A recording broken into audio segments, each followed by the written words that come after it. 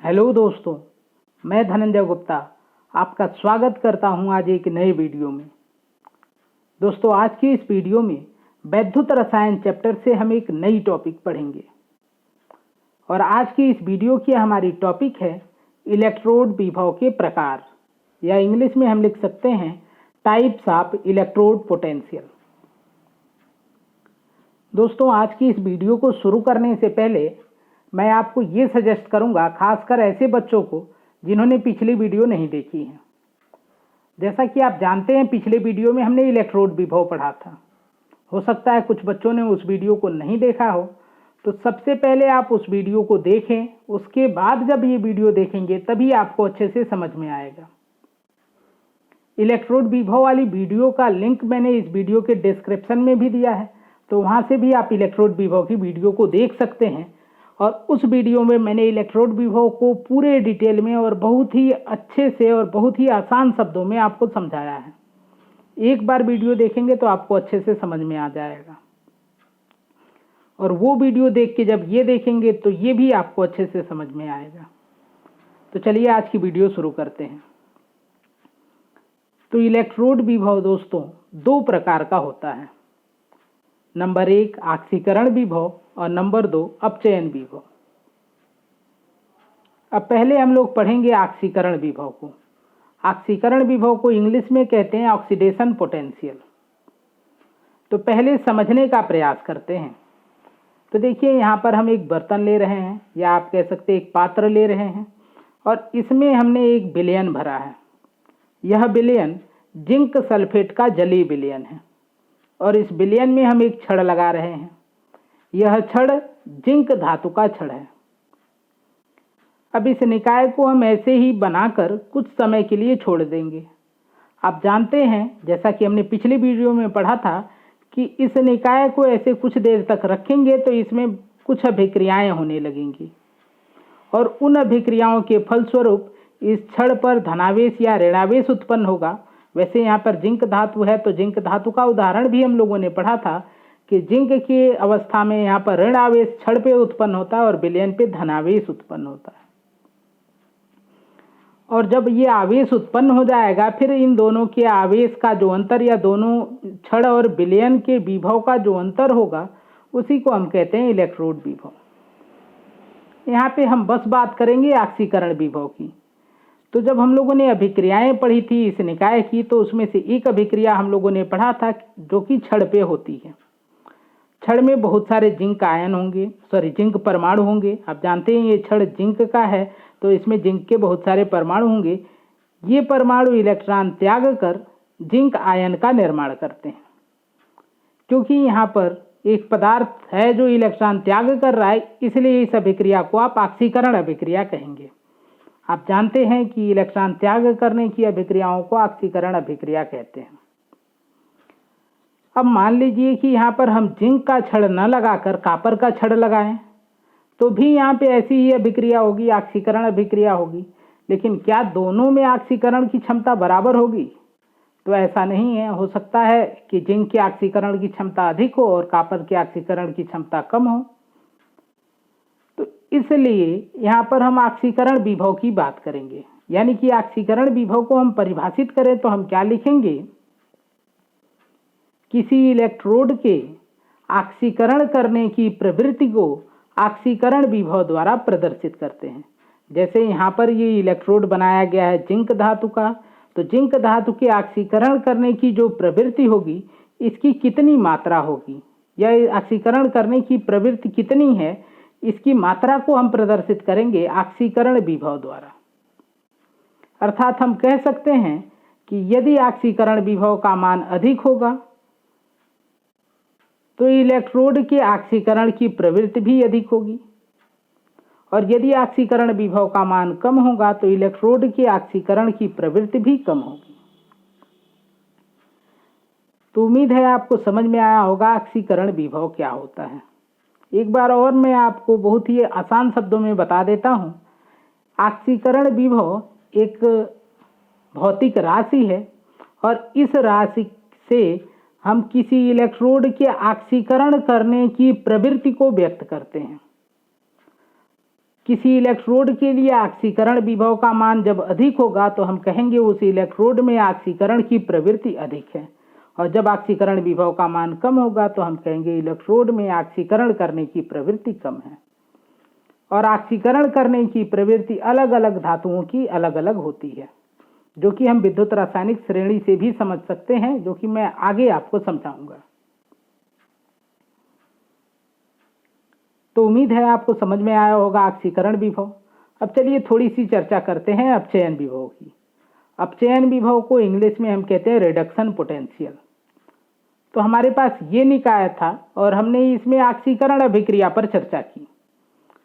आप जानते हैं, यदि आप पिछले वीडियो देखे हैं तो आप जानते हैं कि इस निकाय में एक और भी अभिक्रिया होती है जिसको अपचयन अभिक्रिया कहते हैं, और वो होती है इस प्रकार से कि जो जिंक आयन थे इस विलयन में, क्योंकि हमने जिंक सल्फेट का विलयन तैयार किया है, तो जब इसको जिंक सल्फेट को हम जल में घोलेंगे तो इसमें बहुत सारे जिंक आयन बनेंगे, क्योंकि ये जिंक सल्फेट टूट जाएगा और यहाँ से जिंक आयन और सल्फेट आयन बनेंगे। तो इस विलयन में बहुत सारे जिंक आयन हैं। ये जो जिंक आयन हैं वो इस इलेक्ट्रॉनों को, जो कि यहाँ पे ऑक्सीकरण से उत्पन्न हो रहे थे, इनको ग्रहण करके पुनः जिंक में परिवर्तित हो जाते हैं या जिंक परमाणु में परिवर्तित होते हैं, और यह जिंक परमाणु छड़ पे निक्षेपित हो जाता है, यानी छड़ पे जमा हो जाता है।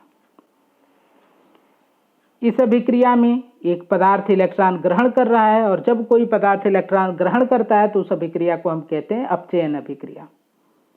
और यह अभिक्रिया वास्तव में इलेक्ट्रोड की सतह पर होती है। अब इस अभिक्रिया के होने का चांस जितना होगा उसको हम अपचयन विभव से प्रदर्शित करेंगे। यानी कि अपचयन विभव को परिभाषित करें तो हम लिख सकते हैं किसी इलेक्ट्रोड के अपचयन करने की प्रवृत्ति को अपचयन विभव कहते हैं। यानी कि इस इलेक्ट्रोड की कितनी प्रवृत्ति है कि इस पर अपचयन हो पाए या ये वाली अभिक्रिया संपन्न हो। जैसे अभी हम लोगों ने ऑक्सीकरण विभव के केस में पढ़ा कि जब ऑक्सीकरण विभव का मान अधिक होगा तो ऑक्सीकरण की प्रवृत्ति भी अधिक होगी। ठीक ऐसे ही अपचयन विभव में होता है कि यदि अपचयन विभव का मान अधिक होगा तो इलेक्ट्रोड पर अपचयन होने की प्रवृत्ति या इलेक्ट्रोड के अपचयन की प्रवृत्ति अधिक होगी। जब ये धातु आप बदल देंगे, जिंक के जगह पे कोई अन्य धातु लेंगे, तो उसके अपचयन की प्रवृत्ति जो होगी वो बदल जाएगी, और इसी मात्रा को कितनी बदल के होगी या उसकी मात्रा क्या होगी उसको हम अपचयन विभव से प्रदर्शित करते हैं। अपचयन विभव इलेक्ट्रोड के अपचयन प्रवृत्ति की मात्रा को व्यक्त करता है, जैसा कि अभी मैंने आपको समझाया। तो यदि हम लोग बात करें जिंक इलेक्ट्रोड की, तो जिंक इलेक्ट्रोड के पास दोनों चीजें हैं, ऑक्सीकरण विभव भी है और अपचयन विभव भी है। प्रायः कोई भी यदि धातु आप लेंगे यहाँ पर जिंक के स्थान पर, तो वहां पे ऑक्सीकरण विभव भी होगा और अपचयन विभव भी होगा। यहाँ पर यदि हम लोग देखें तो इस निकाय में एक उत्क्रमणीय अभिक्रिया हो रही है अब, जिसमें जिंक से जिंक आयन बन रहा है और फिर जिंक आयन 2 इलेक्ट्रॉन को ग्रहण करके जिंक में परिवर्तित हो रहा है। यदि इस निकाय में हम जिंक के ऑक्सीकरण विभव को देखें तो देखिए इसका ऑक्सीकरण विभव है +0.76 वोल्ट और जिंक का अपचयन विभव है -0.76 वोल्ट। आप जानते हैं ऑक्सीकरण अपचयन एक दूसरे का उल्टा होता है, तो ऑक्सीकरण विभव और अपचयन विभव में बस प्लस और माइनस का डिफरेंस है। इस बात को आप ध्यान रखिएगा। आप देख रहे हैं कि यहाँ पर ऑक्सीकरण विभव का मान अधिक है और अपचयन विभव का मान कम है। इस आधार पर आप कह सकते हैं कि जिंक में ऑक्सीकरण की प्रवृत्ति अधिक होती है और अपचयन की प्रवृत्ति कम होती है। यानी कि इस निकाय में इस अभिक्रिया के होने का चांस अधिक है और इसके होने का प्रवृत्ति या इसके होने का चांस कम है। और यदि ये वाली अभिक्रिया यानी यह ऑक्सीकरण वाली अभिक्रिया प्रभावी होगी तो क्या होगा, आप देखिए कि विलयन में बहुत सारे जिंक आयन आते रहेंगे और जिससे विलयन पे बहुत सारा धनावेश उत्पन्न होगा। यहाँ पे आप देख रहे हैं कि यहाँ पे ऋणावेश भी दिखाया गया है विलयन पे, लेकिन ऋणावेश बहुत कम है। तो ऋणावेश कब उत्पन्न होता है, इसकी चर्चा हमने पिछले वीडियो में भी की थी कि जब जिंक का अपचयन होगा और जिंक आयन यहाँ से छड़ पे जाएंगे तो विलयन में ऋणावेश उत्पन्न होता है। तो क्योंकि अपचयन विभव का मान बहुत कम है इसलिए ऋणावेश बहुत कम उत्पन्न हो रहा है। और आप जान रहे हैं कि यदि ऑक्सीकरण विभव का मान अधिक है यानी ये अभिक्रिया अधिक होगी तो इस धातु की छड़ पर इलेक्ट्रॉन की संख्या बहुत अधिक होगी, अर्थात माइनस आवेश बहुत अधिक होगा, और अपचयन विभव का मान बहुत कम है, इसलिए धनावेश बहुत कम होगा। क्योंकि धनावेश कैसे उत्पन्न होता है, जब जिंक आयन यहाँ से छड़ पे जाते हैं और इलेक्ट्रॉन ग्रहण करते हैं तो इस छड़ पे धनावेश उत्पन्न होता है। और आप देख रहे हैं कि इलेक्ट्रॉन ग्रहण करने को हम अपचयन कहते हैं, और अपचयन विभव का मान यहाँ पे बहुत कम है, यानी कि अपचयन होने का चांस यहाँ पे बहुत कम था, इसलिए अपचयन बहुत कम हुआ और ऑक्सीकरण बहुत ज़्यादा हुआ, इसलिए छड़ पे बहुत सारे माइनस उत्पन्न हुए और साथ साथ विलयन में बहुत सारे धनावेश उत्पन्न हो गए। यदि जिंक की जगह पे आप कॉपर की छड़ लें तो वहाँ पे आप देखेंगे ऑक्सीकरण विभव का मान कम हो जाएगा और अपचयन विभव का मान अधिक हो जाएगा। तो उस अवस्था में हम लोगों ने बात किया था पिछले वीडियो में कि जो छड़ होगा उस पर धनावेश आ जाएगा और विलयन पे आ जाएगा ऋणावेश। यानी कि हम कह सकते हैं कि किसी भी इलेक्ट्रोड का ऑक्सीकरण विभव और अपचयन विभव दोनों होता है, और किसी भी इलेक्ट्रोड के इलेक्ट्रोड विभव को ऑक्सीकरण विभव अथवा अपचयन विभव दोनों में से किसी के द्वारा व्यक्त किया जा सकता है। परंतु IUPAC के अनुसार इलेक्ट्रोड विभव को अपचयन विभव द्वारा व्यक्त किया जाता है। अब आप कहेंगे ऐसा क्यों? क्योंकि यदि ऐसा नहीं किया जाता इस संस्था के द्वारा, जिसको हम कहते हैं IUPAC, तो कुछ लोग इलेक्ट्रोड विभव को ऑक्सीकरण विभव से प्रदर्शित करते और कुछ लोग अपचयन विभव से प्रदर्शित करते, तो यहाँ पे बहुत सारा कन्फ्यूजन होता। और इसलिए IUPAC ने एक मानक बना दिया कि जब भी आप किसी इलेक्ट्रोड के इलेक्ट्रोड विभव को प्रदर्शित करेंगे तो उसके अपचयन विभव द्वारा प्रदर्शित करेंगे कि उसका अपचयन विभव का मान, उसकी अपचयन विभव का मान कितना है। अपचयन विभव का मान जितना होगा उतना ही इलेक्ट्रोड का इलेक्ट्रोड विभव कहलाएगा। तो दोस्तों ये थी आज की वीडियो। उम्मीद है आज की वीडियो आपको पसंद आएगी, आज की वीडियो आपको समझ में आएगी। यदि पसंद आती है तो वीडियो को लाइक करें, मेरे चैनल को सब्सक्राइब करें, साथ में बेल आइकन प्रेस करें।